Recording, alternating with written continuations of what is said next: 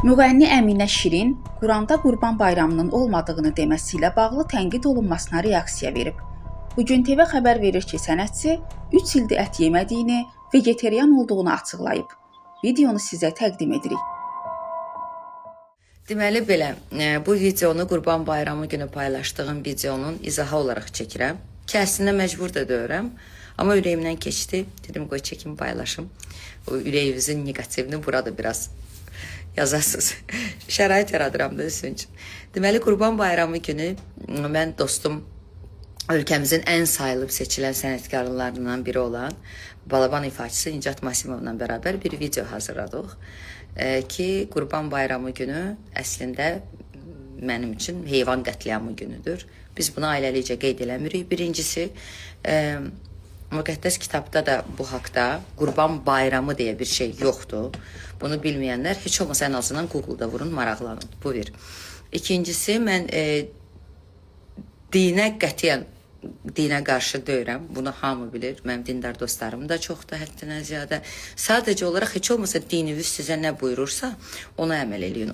O ki qaldı kommentariyalarda yazmışsınız ki, bir dənə Qurban Bayramı günü ət yemirsən, bəs başqa günlər. Əzizlər, mən danışdığımla əməllərim məni tanıyanlar bilir ki, üst-üstədir. Mən əgər heyvan kəsməyə qarşı bir video çəkirəmsə, demək ki, həyatda da vegetarianım. Mən ümumiyyətlə ət yemirəm. Düşünürəm ki, ət yeyənləri də təbii ki, qınamıram. Mənim ən yaxınlarım, ən əzizlərim, ən gözəl insanlar var ki, çevrəmdə, ətrafımdakı, onlar ət yeməyi sevirlər.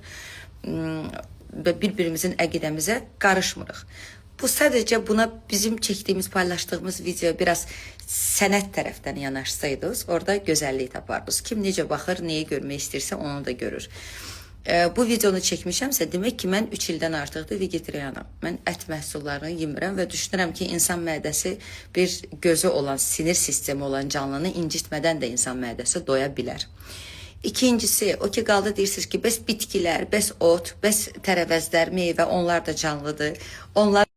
Onların sinir sistemi yoxdur. Onlar ağrı, acı hiss eləmir. Onlar, mən uşaq idim, hətta bizdə qohumlar qoyun quzunu aparıb kəsəndə digərinin necə ağlamağını gözümlə görmüşdüm. Arxasıca baxıb ağlayırdı. Yenə də nəhayətində hərənin bir əqidəsi var, hərənin bir seçimi var. Bilirsiniz, kommentariyalara daraşıb elə yazırsınız ki, elə bir ki, bütün İslamın qayda qanunu ilə yuxudan duran kimi nə qayda qanun var, hamısına bir-bir əməl eləyirsiniz, hamısına bir-bir yaşayırsınız. Bir dənə bu qurban məsələsində görürsünüz, mən bütün işləri körradım da. Yəni, bu dərəcədə də eləməyin də, vallahi. Özünüzə arada bir kənardan, öz adınızdan, familiyavızdan, peşəvizdən, geyimimizdən, libasınızdan, riyavızdan çıxın. Kənardan bir özünüzə baxın da, arada heç olmasa.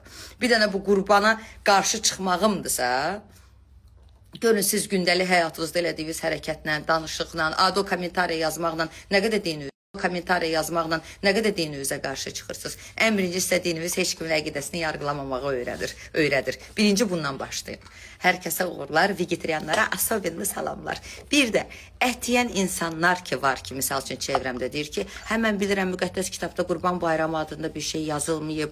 Mən bilirəm Allahın belə bir əmri yoxdur. Ayə də var, orada yazılır ki, kəsdiyiniz heyvanların nə əti, nə qanı, nə də savabı gedib Allaha çatmır. Yaxşı, bu ayəni neyniyək biz? O insanlar ki var ki, deyir ki, sadəcə mən ət yeməyi sevirəm. Hüsniyə Salmanova, Samir Əliyev, Bugün TV. Düz olun, riyadan uzaq olun. Sağ olun.